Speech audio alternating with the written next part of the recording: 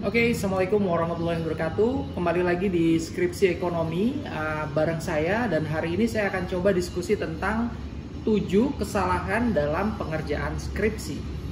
Nah, 7 hal ini menjadi sangat penting direfleksikan supaya ini tidak berulang terjadi dalam konteks pengerjaan skripsi. Nah, pertama yang selalu saya temukan adalah data yang sulit dicari. Saya akan coba kasih 7 poinnya dulu. Setelah itu kita akan coba diskusi satu persatu, poin per poin. Pertama, datanya sulit dicari. Kemudian tidak memiliki landasan teori yang kuat. Yang kedua, yang ketiga, terbatasnya penelitian terdahulu. Yang keempat, biasanya mencontoh skripsi terdahulu yang kurang baik sehingga diteruskan. Yang kelima, bukan bidang yang kamu sukai. Yang keenam adalah salah memilih rumusan masalah dalam penelitian. Dan yang ketujuh mungkin agak kontroversi karena Anda memulai skripsi dari bab 1. Nah, yang pertama, data yang sulit dicari. Nah, ini biasanya mahasiswa ketika menemukan sebuah masalah, menemukan sebuah judul, tidak dikonfirmasi kira-kira datanya ini sulit dicari atau enggak, datanya ada atau tidak. Atau biasanya mereka datanya ada tetapi sulit untuk diakses. Misalnya ingin meneliti tentang money laundering, yang mereka berpikir oke, kita akan bisa dapat datanya dari PPATK misalnya.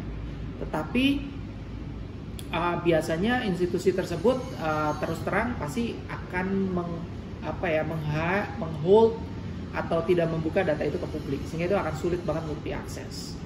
Kemudian ingin meneliti dengan range waktu yang panjang sehingga teman-teman tidak punya akses untuk ke sana. Nah, oleh karena itu, make sure dalam memulai skripsi yang harus dipikirkan pertama adalah ketika menemukan judul, datanya ada apa enggak? Data itu kan bisa data primer, bisa data sekunder. Kalau datanya dari lembaga lain seperti BPS, Bank Indonesia, OJK, dari perusahaan atau korporasi dan lain-lain, kita harus make sure mungkin di-download datanya, dilihat lengkap atau tidak ya sebelum Anda memutuskan skripsi ini bisa dilanjutkan atau tidak. Yang kedua, kalau datanya primer, misalnya teman-teman harus melakukan survei dulu nih di lapangan. Nah, datanya tuh atau objek yang teman-teman pengen teliti itu kira-kira akan menjawab atau tidak, akan ikut berpartisipasi atau tidak, tingkat kesulitannya seperti apa, geographical obstacles-nya apa nih misalnya, sulit, jauh, biayanya mahal dan lain-lain. Itu perlu dipertimbangkan karena ini juga menyangkut bagaimana data itu menjadi sangat penting di dalam skripsi Anda. Jadi yang pertama, datanya biasanya sulit dicari. Bikin bab 1, bab 2, bab 3-nya udah lancar, ketika mencari data terhenti. Jadi data. Jadi make sure datanya di-download, dilihat, dicek kelengkapannya. Atau kalau menggunakan data primer yang langsung survei, dikontak misalnya enumeratornya atau koordinatornya, kira-kira orang-orang tersebut bisa diakses atau enggak, mau menjawab atau tidak.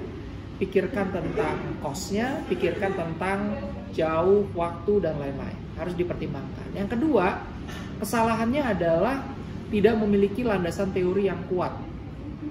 Jadi berusaha untuk mengeksplor hal baru, tapi backup literatur review-nya nggak banyak. Nggak apa-apa sih, tapi Anda harus siap dengan tantangan untuk mengeksplorasi signifikansi, kontribusi penelitian Anda terhadap penelitian sebelumnya ini apa. Karena ini sangat terkait. Ketika Anda memilih variabel-variabel dalam model penelitian, itu harus based on penelitian terdahulu. Jadi jangan terburu-buru bilang belum ada penelitian yang belum pernah meneliti ini. Saya yakin dari puluhan, ratusan tahun pasti penelitian-penelitian itu berkembang. Anda mungkin belum menemukan kata kunci yang relevan, yang sesuai dengan bahasa akademik.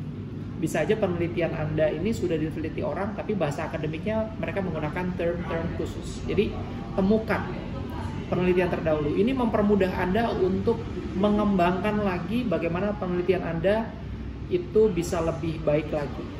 pemilihan variabel itu sangat tergantung pada literatur review, ya.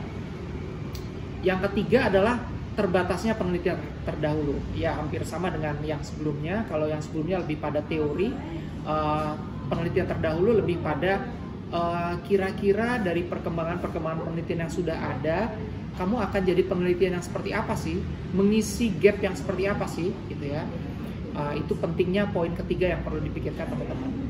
Kemudian yang keempat adalah biasanya kesalahannya adalah mengikuti skripsi yang sudah ada terus dilanjutkan. Bisa jadi skripsi itu kurang pas, kurang relevan, ya hanya beruntung aja sukses misalnya. Sehingga saya selalu menyarankan mahasiswa saya untuk cari jurnal yang memang terindeks. Nanti bisa dicek di skimago.gr, SCIMAGO.gr. Dicek apakah jurnal yang teman-teman pakai ini sudah listed di jurnal-jurnal yang terakreditasi tersebut. Banyak banget jurnal-jurnal yang sudah terakreditasi, dan kalau mulainya dari jurnal yang tepat, yang baik, yang terindeks, biasanya skripsi Anda juga akan ikut baik. Kemudian memulai dari bab 1. Nah, nanti bisa nge-refer back ke penjelasan saya sebelumnya. Lebih efektif kalau mengerjakan skripsi itu dari bab 2, bab 3, baru ke bab 1. Kenapa bab 2? Karena Anda baca dulu nih referensi, penelitian terdahulu. Penelitian Anda itu akan memperbaiki seperti apa sih terhadap penelitian sebelumnya. Jadi mulai dari bab 2, bab 3, dan bab 1. Kemudian salah memilih rumusan masalah, karena ini kaitannya nanti dengan metodenya akan seperti apa. Apakah layak penelitian ini dijadikan sebagai sebuah judul skripsi? Gitu ya. Jadi salah memilih rumusan masalah. Rumusan masalahnya nggak connect antara rumusan masalah, literatur review, metode, dan hasilnya seperti apa. Jadi coba cek jurnal-jurnal sebelumnya, apakah rumusan masalahnya ini betul-betul bisa sesuai, bisa dijawab nanti dengan metode penelitian yang Anda gunakan.